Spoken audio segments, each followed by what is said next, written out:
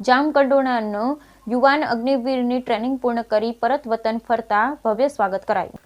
જામકંડોરણામાં બોમ્બની રક્ષા કાજે અગ્નિવીરમાં જોડાયેલ જવાનો ટ્રેનિંગ પૂરી કરી વતન પરત ફરતા સન્માન કરાયું। વંદે માતરમ, ભારત માતા કી જયના નારા સાથે સહદેવસિંહ ચૌહાણનું સ્વાગત કરવામાં આવ્યું।